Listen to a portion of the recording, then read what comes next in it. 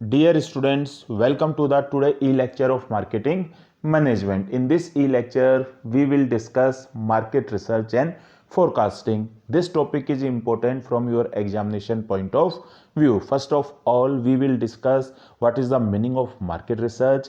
Then we will discuss sales forecasting and methods of sales forecasting. Market research को समझने से पहले आपको रिसर्च का मतलब पता होना चाहिए. Research is planned and systematic investigation to identify the solutions or answers related to problems or queries. आपको कोई प्रॉब्लम है या आपकी कोई क्वेश्चन है या क्वेरी है, उसका आप आंसर फाइंड आउट करते हो या प्रॉब्लम का सॉल्यूशन फाइंड आउट करते हो एक सिस्टेमेटिक इन्वेस्टिगेशन के थ्रू, और उसके बेस पर आप डिसीजन लेते हो, उसे ही हम क्या बोलते हैं? रिसर्च बोलते हैं. तो रिसर्च क्या है? Basic search for knowledge. आपकी कोई प्रॉब्लम अराइज हुई ऑर्गेनाइजेशन में, या आपका ऑर्गेनाइजेशन में कोई क्वेश्चन है, तो उस क्वेश्चन का आंसर देने के लिए और उस प्रॉब्लम के सॉल्यूशन के लिए आप जो एक डिटेल्ड और सिस्टेमेटिक इन्वेस्टिगेशन करते हो साइंटिफिक तरीके से, उसे ही हम क्या बोलते हैं? रिसर्च बोलते हैं. तो रिसर्च के अंदर क्या आएगा? Marketing research. तो मार्केटिंग रिसर्च का क्या मतलब होगा? Search for knowledge in plan and systematic way to find out the answers और सॉल्यूशंस रिलेटेड टू क्वेरीज और problems which are related to the marketing. Means research में जो प्रॉब्लम्स होंगी, वो जो क्वेरीज होंगी, वो प्रॉब्लम्स और क्वेरीज किससे रिलेटेड होंगी? मार्केटिंग से रिलेटेड होंगी. तो उसे हम कौन सा रिसर्च बोलते हैं? मार्केटिंग रिसर्च बोलते हैं. तो research is bigger term. Marketing research is the part of the research. Research है, ऑपरेशंस रिसर्च भी होगा, ह्यूमन रिसोर्स रिसर्च भी होता है, प्रोडक्शन रिसर्च भी होता है, मार्केटिंग रिसर्च भी होता है. अब मार्केटिंग रिसर्च के भी नंबर ऑफ टाइप्स होते हैं. मार्केटिंग रिसर्च में प्रोडक्ट रिसर्च भी होता है, प्राइसिंग रिसर्च भी होता है, एडवर्टाइजिंग रिसर्च भी होता है, डिस्ट्रीब्यूशन रिसर्च भी होता है, और मार्केट रिसर्च भी होता है. तो मार्केटिंग रिसर्च का वो पार्ट जो कि केवल मार्केट से रिलेटेड है, मतलब हम जो इंफॉर्मेशन कलेक्ट करते हैं वो मार्केट से ही रिलेटेड करते हैं, तो उसे हम कौन सा रिसर्च बोलते हैं? मार्केट रिसर्च बोलते हैं. तो मार्केट रिसर्च में हम बेसिकली क्या क्या इंफॉर्मेशन कलेक्ट करते हैं? मार्केट का साइज क्या है, उसकी जियोग्राफिकल डिस्ट्रीब्यूशन क्या है, मार्केट का नेचर क्या है, सैचुरेटेड मार्केट है, ग्रोइंग मार्केट है, मार्केट में जो कस्टमर्स हैं, कंज्यूमर्स हैं, उनकी क्या क्या कैटेगरीज है, उनकी इनकम के बेस पर, एज के बेस पर, जेंडर के बेस पर. तो इसकी जो डिटेल इंफॉर्मेशन कलेक्ट की जाती है सिस्टेमेटिक तरीके से, उसे ही हम क्या बोलते हैं? मार्केट रिसर्च बोलते हैं. तो सबसे पहले तो क्या आया? रिसर्च. उसका क्या पार्ट होगा? Marketing research. और फिर मार्केटिंग रिसर्च का क्या पार्ट होगा? Market research. तो marketing research is the bigger term, while market research is the part of the marketing research. तो किसी कंपनी है, उसके प्रोडक्ट्स की सेल डाउन हो गई, तो उसे ये आइडेंटिफाई करना है कि क्या रीजंस हैं जिसकी वजह से मेरे प्रोडक्ट की सेल डाउन हो गई. तो ये जो प्रॉब्लम है ये किससे रिलेटेड है? मार्केटिंग से रिलेटेड है. तो ये कौन सा रिसर्च होगा? मार्केटिंग रिसर्च होगा. लेकिन ये मार्केटिंग रिसर्च में प्रॉब्लम किससे रिलेटेड है? प्रोडक्ट से रिलेटेड है. तो ये मार्केटिंग रिसर्च का कौन सा पार्ट होगा? प्रोडक्ट रिसर्च होगा. लेकिन कंपनी है, उसे ये चेक करना है कि मुझे फॉरेन में या इंटरनेशनल में किस मार्केट में जाना है, या मेरे पास north, south, east, west 4 options हैं, और मैं नॉर्थ सेक्टर में या मार्केट में तो बिजनेस कर रहा हूं, मुझे साउथ, ईस्ट और वेस्ट में से किस रीजन में जाना चाहिए, उसके लिए जो रिसर्च कर रही है वो कौन सा रिसर्च होगा? मार्केट रिसर्च होगा. या कंपनी को यह आइडेंटिफाई करना है कि मुझे इस मार्केट में किस इनकम के कस्टमर्स को अपने प्रोडक्ट को टारगेट करना चाहिए, अपर क्लास को, मिडिल क्लास को, या अपर मिडिल क्लास को. तो कस्टमर्स किस में होंगे? मार्केट में होंगे. तो ये कौन सा रिसर्च होगा? आपका मार्केट रिसर्च होगा. अब आ जाता है फोरकास्टिंग. फोरकास्टिंग है वो फ्यूचर के लिए होती है. पास्ट में जो हमारी सेल होती है, उस सेल के बेस पर हम फ्यूचर का प्रिडिक्शन करते हैं, तो उसे ही हम क्या बोलते हैं, सेल्स फोरकास्टिंग बोलते हैं। जैसे कि फॉर एग्जांपल मारुति उद्योग लिमिटेड है, वो नेक्स्ट ईयर के लिए अपनी फोरकास्टिंग कर रही है कि नेक्स्ट ईयर मेरे इतने 4 व्हीलर्स सेल हो जाएंगे। तो किसके बेस पर करती है, वो अपनी पास्ट की सेल के बेस पर करती है। तो forecasting is the use of historical data to determine the direction of the future trends, कि फ्यूचर में हमारे प्रोडक्ट की सेल है वो इंक्रीज होगी, लास्ट ईयर जितनी ही रहेगी, या डिक्रीज होगी। और सेल्स फोरकास्टिंग क्यों की जाती है, क्योंकि इसी के बेस पर फिर प्रोडक्शन की प्लानिंग होगी, इसी के बेस पे ही है वो रॉ मटेरियल को परचेज किया जाता है। और फोरकास्टिंग है करना एक सिंपल टास्क नहीं है, डिफिकल्ट टास्क है, क्योंकि फोरकास्टिंग किसके लिए की जाती है, फ्यूचर के लिए। और फ्यूचर क्या है, अनप्रिडिक्टेबल है। कई बार हम फोरकास्टिंग करते हैं लेकिन technological, economical, sociological, cultural environment में नंबर ऑफ चेंजेस हो जाते हैं। इसकी वजह से जो हमारी फोरकास्टिंग है वो फोरकास्टिंग क्या हो जाती है, गलत हो जाती है। अब नेक्स्ट आपका क्या आता है, मेथड्स ऑफ सेल्स फोरकास्टिंग। तो सेल्स फोरकास्टिंग के कौन कौन से मेथड्स होंगे, qualitative methods and quantitative methods. Next क्या आ जाता है, methods of sales forecasting. There are 2 types of methods of sales forecasting, qualitative methods and quantitative methods. In qualitative methods there are so many methods like user expectations, Salesforce composite, jury of executive opinion, Delphi technique and market test. While in quantitative methods, time series analysis, moving average, exponential smoothing, regression and correlation analysis and multiple regression analysis. अब हम इन methods को 1 bye 1 discuss करते हैं। तो first कौन सा आ जाता है, क्वालिटेटिव मेथड्स। तो क्वालिटेटिव मेथड्स में फर्स्ट मेथड कौन सा है, यूजर एक्सपेक्टेशंस। बेसिकली ये जो मेथड है ये इंडस्ट्रियल प्रोडक्ट्स के लिए काम आता है, जो इंडस्ट्रियल कस्टमर्स होते हैं, B2B कस्टमर्स होते हैं, क्योंकि जो इंडस्ट्रियल कस्टमर्स होते हैं वो क्वांटिटी में एज कंपेयर टू कंज्यूमर्स कम होते हैं, और उनकी जो नीड है, जो प्रोडक्ट है वो वेल डिफाइंड होते हैं। जैसे कि फॉर एग्जांपल कोई कंपनी है वो स्टिकर लेबलिंग मशीन बनाती है, 20 लाख की मशीन है, और उस कंपनी को पता है कि ये 10-12 फार्मास्यूटिकल कंपनीज हैं जो मुझसे इस मशीन को परचेज कर सकती है। तो वो डायरेक्ट उनसे उनकी रिक्वायरमेंट पूछ लेगी कि आपको इस साल मशीन चाहिए या नहीं चाहिए। तो सपोज उनमें से 5 कंपनीज ने बोला कि हाँ इस साल हम मशीन परचेज कर सकते हैं, तो वो उसकी क्या होगी, सेल्स फोरकास्टिंग हो गई। लेकिन इसकी एक डिसएडवांटेज क्या है कि जो आपका कस्टमर है वो आपको कमिटमेंट नहीं कर रहा, वो केवल बता रहा है कि हाँ हम खरीद सकते हैं, लेकिन हो सकता है कि जब आप उसके पास जाओ तो मना कर दे कि नहीं है, जब हमारी प्लानिंग थी लेकिन अब हम खरीदना नहीं चाह रहे हैं। सेकंड क्या है, सेल्स फॉर कंपोसाइट। इसमें जो बेसिकली है सेल्स पर्सन होते हैं कंपनी के, उनसे उनकी एक्सपेक्टेशंस पूछी जाती है। जैसे कि फॉर एग्जांपल एक ब्रांच मैनेजर है, उसके अंडर में 20 सेल्स एग्जीक्यूटिव्स हैं, तो वो एक एक सेल्स एग्जीक्यूटिव से पूछेगा कि आप बताओ आप इस महीने कितनी सेल कर सकते हो। तो किसी ने बोला 20, किसी ने बोला 30, किसी ने बोला 25, किसी ने बोला 35, तो उन सबको जोड़कर फॉर एग्जांपल 350 आई, तो जो 350 है वो उस ब्रांच की क्या हो गई, सेल्स फोरकास्टिंग। इसी तरह दूसरे ब्रांच की होगी, इसी तरह तीसरे ब्रांच की होगी।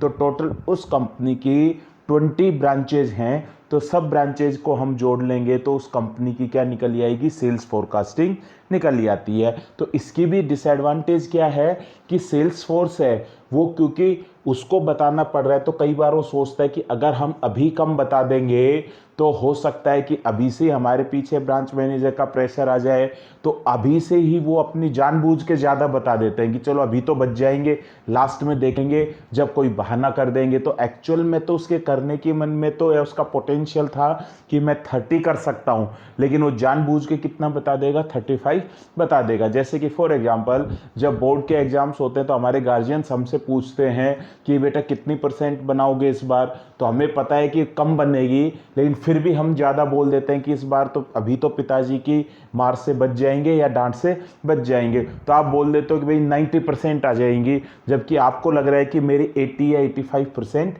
आएंगी। तो आपने अपनी जो परसेंटेज थी वो क्या कर दी, बढ़ाकर बता दी। नेक्स्ट क्या है, ज्यूरी ऑफ एग्जीक्यूटिव ओपिनियन। ये सेल्स फोर्स कंपोसाइट का अपोजिट होता है।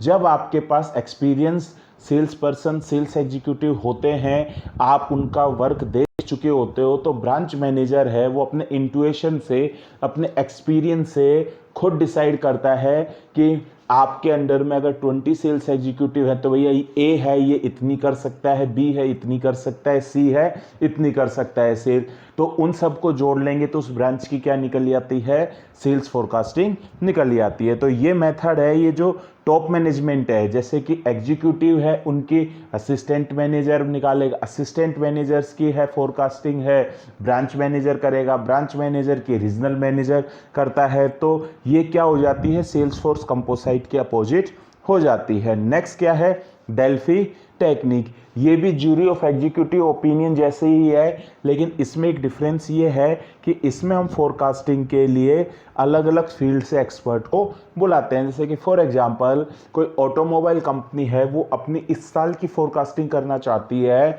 तो वो मार्केटिंग मैनेजर से भी एक्सपेक्टेशन लेगी, इसके अलावा प्रोडक्शन मैनेजर से भी एक्सपेक्टेशन ले सकती है, इकोनॉमिस्ट को भी बुलाकर उससे एक्सपेक्टेशन ले सकती है। कोई है इकोनॉमी पर और ऑटोमोबाइल इंडस्ट्री पर रिसर्च कर रहा है, उससे भी इंफॉर्मेशन ले सकती है। जो ऑटो एक्सपर्ट्स होते हैं उनसे भी इंफॉर्मेशन ले सकती है। तो इसे हम कौन सी टेक्निक बोलते हैं, डेल्फी टेक्निक बोलते हैं। लेकिन इसमें हम जिनसे भी हम ओपिनियन लेते हैं उनको हम एक साथ नहीं बैठाते, उनसे हम अलग अलग ओपिनियन लेते हैं और उन सबके ओपिनियन को जोड़कर टोटल नंबर ऑफ एक्सपर्ट से डिवाइड कर देते हैं, तो हमारी एवरेज क्या निकल जाती है, सेल्स फोरकास्टिंग आ जाती है। नेक्स्ट क्या है, मार्केट टेस्ट। कई बार हम जो प्रोडक्ट है वो प्रोडक्ट है हम न्यू इंट्रोड्यूस कर रहे हैं, तो हमारे पास उसका हिस्टोरिकल डेटा नहीं होता है, तो कुछ हम मेट्रो सिटीज़ में लिमिटेड जगह पर लिमिटेड टाइम पीरियड के लिए उस प्रोडक्ट को लॉन्च करते हैं और कस्टमर का इंफॉर्मेशन देखते हैं, उनका रिस्पॉन्स देखते हैं, और फिर उसके बेस पर है हम अपनी सेल्स को क्या कर लेते हैं, फोरकास्ट कर लेते हैं। तो जब आप एक शॉर्ट टाइम पीरियड के लिए लिमिटेड सिटीज़ में, और बेसिकली वो मेट्रो सिटीज़ होती हैं क्योंकि वहाँ पे पॉपुलेशन डेंसिटी ज़्यादा होती है, कम जगह पर आपको ज़्यादा कस्टमर्स मिल जाते हैं, हम अपने प्रोडक्ट को इंट्रोड्यूस कर वहाँ से सेल्स है उसका एनालिसिस करते हैं और उसके बेस पर फिर हम आगे की सेल्स को फोरकास्ट करते हैं।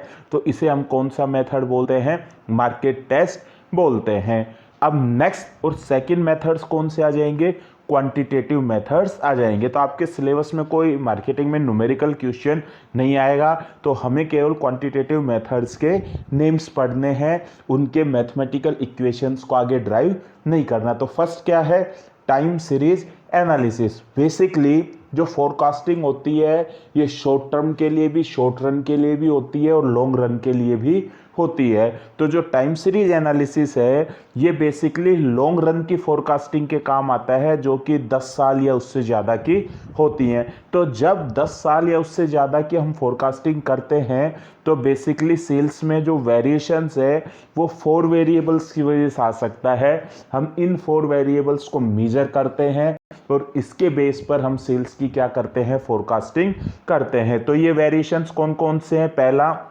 Long term variations.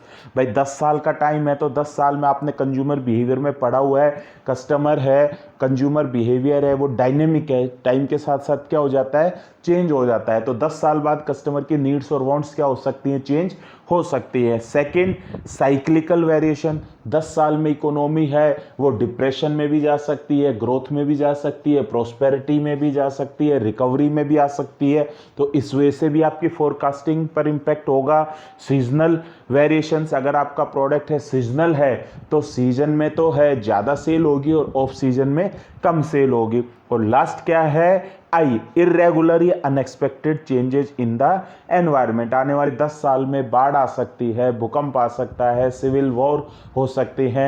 अभी जिसने पहले आज से 6-7 साल पहले फोरकास्टिंग की होगी 2020 की, तो उस टाइम पर उन्होंने थोड़ी सोचा था कि 2020 में है कोविड-19 की वजह से है लॉकडाउन हो जाएगा और हमारी जो प्रोडक्ट्स उनकी सेल नहीं होगी। कहाँ तो हम ये सोचते थे कि 2020 में फ्लाइंग कार्स आ जाएंगी और अभी 2020 में प्लेन भी नहीं उड़ पा रहे हैं, प्लेन भी ज़मीन पर खड़े हुए हैं। तो वो क्या है, इरेगुलर या अनएक्सपेक्टेड चेंजेस। तो हम इन सब को मेजर करके मल्टीप्लाई कर देते हैं, T multiply by C multiply S multiply I, तो हमारी क्या निकल जाती है, 10 ईयर्स या उससे अबव की सेल्स फोरकास्टिंग आ जाती है। तो ये कौन सा मेथड है, टाइम सीरीज एनालिसिस। सेकंड क्या है, मूविंग एवरेज। जब हमारे पास पास्ट की सेल्स का रिकॉर्ड होता है तो उसके बेस पर हम फ्यूचर की सेल को प्रिडिक्ट कौन से मेथड के थ्रू भी कर सकते हैं, मूविंग एवरेज। जैसे फॉर एग्जांपल आपके पास 2016 की सेल्स का रिकॉर्ड है, 17 की सेल्स का रिकॉर्ड है, 18 की सेल्स का रिकॉर्ड है, तो आपको 2019 की सेल्स की फोरकास्टिंग करनी है। तो आप कैसे करोगे, 2016 की सेल प्लस 2017 की सेल प्लस 2018 की सेल और उसको 3 से क्या कर दोगे, डिवाइड कर दोगे। तो आपकी 2019 की सेल्स की क्या आ जाएगी, फोरकास्टिंग आ जाएगी। अब आपको 2020 की सेल्स की फोरकास्टिंग करनी थी तो आप 2016 को हटा दोगे, 2017, 2018 और 2019 की सेल्स को जोड़ोगे और उसको 3 से क्या कर दोगे, डिवाइड कर दोगे। अब आपको 2021 की सेल्स की फोरकास्टिंग करनी है तो उसमें अब आप 2017 को रिमूव कर दोगे, 18, 19, 20 की सेल्स को जोड़कर उसको 3 का क्या कर दोगे, डिवाइड कर दोगे। तो इसमें है लेटेस्ट ईयर तो ऐड होता जाता है और जो लास्ट ईयर होता है, जो सबसे एक्सट्रीम होता है, वो रिमूव हो जाता है। तो ये मूव करता जा रहा है, तो इसीलिए हम कौन सा मेथड बोलते हैं, इसको मूविंग एवरेज बोलते हैं। नेक्स्ट क्या आएगा, एक्सपोनेंशियल स्मूथिंग। जो मूविंग एवरेज था उसमें हर ईयर को इक्वल वेटेज दी थी। जैसे जब हम 2019 की सेल निकाल रहे थे तो 2016, 17, 18 तीनों की सेल्स को जोड़कर उसको 3 से क्या कर रहे थे, डिवाइड कर रहे थे। लेकिन एक्सपोनेंशियल स्मूथिंग में क्या करते हैं हम कि जो 2019 की सेल होगी उस पर सबसे ज़्यादा इम्पैक्ट किसका होगा, 2018 की सेल्स का, और सबसे कम इम्पैक्ट किसका होगा, 2016 की सेल्स का। तो इसमें हम एवरी ईयर की सेल्स को अलग अलग वेटेज देते हैं। तो जैसे कि 2019 की सेल्स की फोरकास्टिंग कर रहे हैं तो हम 2018 की सेल्स को 0.5 वेटेज देंगे, 2017 की सेल्स को 0.3 वेटेज देंगे और 2016 की सेल्स को 0.2 वेटेज देंगे। तो 0.5, 0.3 और 0.2 को अगर हम जोड़ेंगे तो कितना आ जाएगा, 1 आ जाएगा। तो जो 2018 की सेल्स होगी उसको 0.5 से मल्टीप्लाई कर देंगे, 2017 की जो सेल्स होगी उसको 0.3 से मल्टीप्लाई कर देंगे और 2016 की जो सेल्स होगी उसको 0.2 से मल्टीप्लाई कर देंगे और जो फिगर आएगा उन तीनों को जोड़कर उसको 3 से क्या कर देते हैं, डिवाइड कर देते हैं। तो इसे हम कौन सा मेथड बोलते हैं, एक्सपोनेंशियल स्मूथिंग बोलते हैं। नेक्स्ट क्या आ जाता है, रिग्रेशन एंड कोरिलेशन एनालिसिस।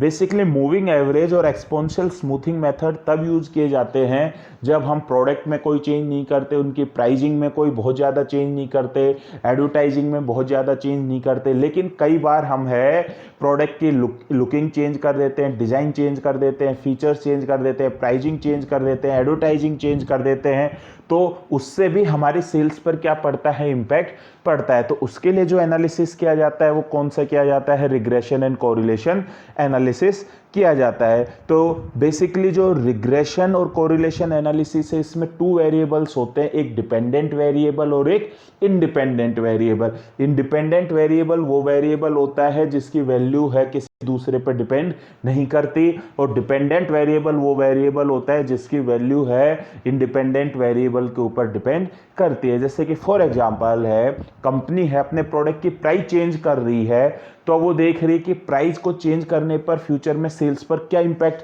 पड़ने वाला है। तो इस केस में प्राइस तो इंडिपेंडेंट वेरिएबल हो गई और सेल्स कौन सा वेरिएबल हो गई, डिपेंडेंट वेरिएबल हो गई। तो हम सेल्स को मेजर कर रहे हैं किसके कंपैरिजन में, प्राइस में चेंजेस से। तो हम कौन सा एनालिसिस करेंगे, रिग्रेशन एंड कोरिलेशन एनालिसिस करेंगे। तो इसका क्या फॉर्मूला है, y is equal to a plus B X, जहां पर y डिपेंडेंट वेरिएबल है जैसे सेल्स और x है वो क्या है, इंडिपेंडेंट वेरिएबल है।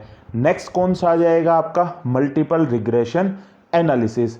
जब हम एक से ज़्यादा इंडिपेंडेंट वेरिएबल्स में चेंज करते हैं, जैसे आप प्राइस में भी चेंज कर रहे हो, आप है एडवर्टाइजिंग में भी चेंज कर रहे हो, तो सेल्स है वो प्राइस पर भी डिपेंड करती है, जो सेल्स है वो एडवर्टाइजिंग पर भी डिपेंड करती है। तो जो एक इंडिपेंडेंट वेरिएबल था सेल्स, वो दो या दो से ज़्यादा डिपेंडेंट वेरिएबल्स के ऊपर जब डिपेंड कर रही है और इंडिपेंडेंट वेरिएबल्स के ऊपर डिपेंड कर रही है और आप उनसे डिपेंडेंट वेरिएबल को मेजर कर रहे हो, तो आप कौन सा एनालिसिस करोगे, मल्टीपल रिग्रेशन मॉडल। तो Y F is equal to A plus B one X one plus B two X two plus B three X three. तो जो है आपका x1, x2, x3 है, ये क्या हो जाएंगे, इंडिपेंडेंट वेरिएबल। जैसे इस साल कंपनी अपने प्रोडक्ट की प्राइस भी चेंज कर रही है और एडवर्टाइजिंग भी चेंज कर रही है और वो फिर सेल्स फोरकास्टिंग करना चाह रही है, तो वो कौन सा मेथड यूज करेगी, मल्टीपल रिग्रेशन मॉडल। तो इसी के साथ ही आपका ये मार्केट रिसर्च और फोरकास्टिंग वाला टॉपिक क्या हो गया, कंप्लीट हो गया। तो जो आपके मेथड्स हैं सेल्स फोरकास्टिंग के वो कौन कौन से हुए, qualitative methods and quantitative methods. Qualitative methods में user expectations, sales force composite, jury of executive opinion, Delphi technique, market test. और क्वांटिटेटिव मेथड्स में कौन कौन से मेथड्स हुए, time series analysis, moving average, exponential smoothing, regression and correlation analysis और multiple regression model. Thank you very much.